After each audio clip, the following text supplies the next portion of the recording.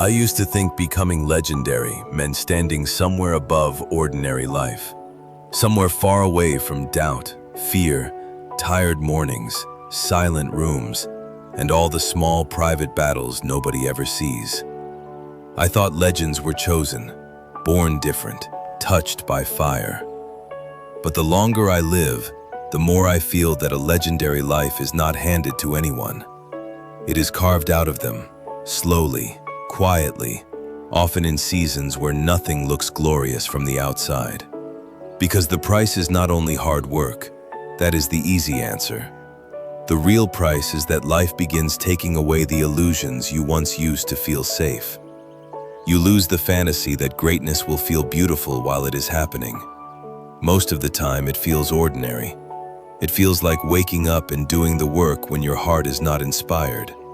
It feels like continuing after the excitement is gone, after nobody is clapping, after the dream stops looking like a movie and starts looking like a responsibility. And maybe that is where the road really begins. Not under the spotlight, not on the stage, but in the quiet room, when you have no proof yet, only a strange feeling inside you that says, there is still something I came here to become. That feeling can be uncomfortable, because once you hear it, you cannot completely unhear it. You can distract yourself. You can pretend to be practical. You can tell yourself that maybe you are asking for too much. But late at night, when everything becomes honest, the dream sits beside you like an old friend who never stopped waiting. And here is the hard part. To become legendary, you may have to lose the version of yourself who needed everyone to understand. You may have to outgrow the part of you that kept asking for permission, kept waiting for the perfect time, kept hiding behind the sentence, I will start when I feel ready. Because readiness is often just fear dressed in softer language. And I say that gently, because I know that fear well. There are dreams we delay not because they are impossible, but because they would ask us to meet a more honest version of ourselves. They would ask us to stop living on potential and begin living through practice. They would ask us to trade the comfort of imagining who we could be for the humbling work of becoming that person in real life. That trade is expensive. Potential feels clean. Action gets messy. Potential lets you stay admired in your own mind, but action puts you in the arena where you might fail, look foolish, be misunderstood, or discover that you are not as prepared as you hoped. Still, there is a strange freedom in giving yourself fully, because half effort protects the ego, but full effort frees the soul. When you truly try, you stop negotiating with the door. You walk through it, maybe slowly, maybe clumsily, maybe with shaking hands, but at least you are no longer spending your life standing at the edge of your own becoming. And of course, the middle of the journey will test you. Beginnings are easy to romanticize. In the beginning, the future is soft, beautiful, full of music. You can imagine the transformation without yet paying for it. But the middle is different. The middle is where dreams become less like fireworks and more like farming. You plant something, you water it, you wait longer than you wanted to wait, and for a while, nothing rises from the ground. That is where many people start questioning everything. They wonder whether they were wrong, whether they are behind, whether life has forgotten them. They look around and see other people moving faster, shining sooner, receiving things they have prayed for in silence. And if they are not careful, comparison begins to turn the dream into poison. But another person's sunrise is not proof that you are still in darkness. Sometimes it only reminds you that light is possible.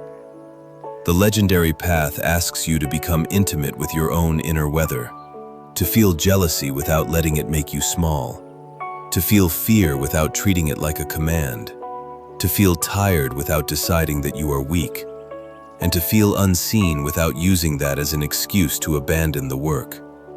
That is maturity, not the absence of struggle. The ability to keep walking without worshiping every passing emotion as truth. Because feelings are real, but they are not always wise. They are weather, not destiny. A storm can visit the sky without becoming the sky, and a moment of doubt can move through you without being allowed to name you. So the price of becoming legendary is not that you must become hard. Actually, I think it is the opposite. You must become strong without becoming cruel. You must become disciplined without hating yourself. You must learn how to correct your path without humiliating your heart, how to rest without quitting, how to fall without turning the fall into your identity. That kind of strength is rare. Anyone can burn on shame for a season. Anyone can push themselves with anger until the whole inner world smells like smoke. But to keep going for years, to refine your gift without losing your tenderness, to carry a vision without becoming arrogant, to stay humble when you improve and hopeful when you fail, that is a deeper kind of power. And it is paid for in private. You pay with old excuses. You pay with the need to be understood. You pay with the comfort of being the person everyone already knows how to love. You pay with the small life that once protected you, but can no longer contain you. There will be grief in that. Growth is not always a clean, exciting transformation. Sometimes it feels like leaving a warm room because your spirit can no longer breathe inside it. Sometimes it means disappointing people who preferred the smaller version of you. Sometimes it means losing the ability to lie to yourself beautifully. But not every loss is punishment. Sometimes loss is simply the shape expansion takes when your life has grown too narrow. And maybe the most important thing I can say is this: becoming legendary is not about being remembered by the whole world. The world is forgetful. Time washes over names, trophies, applause, even monuments. There is another kind of legend, a quieter one. The kind you become in your own soul when you know you did not abandon yourself. The kind you become to the people around you when your courage gives them permission to breathe differently.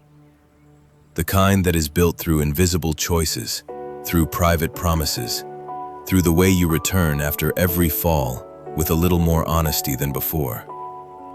So if your life does not look legendary right now, do not be ashamed. Maybe you are still underground, and nothing looks impressive underground. No one applauds the seed while it is breaking open in the dark. They wait until there is shade, fruit, height, beauty. Then they call it destiny, forgetting that the root had to learn patience long before the branch touched the sky. Maybe you are in that hidden work. Maybe the silence is not proof that nothing is happening. Maybe it is where your roots are learning depth.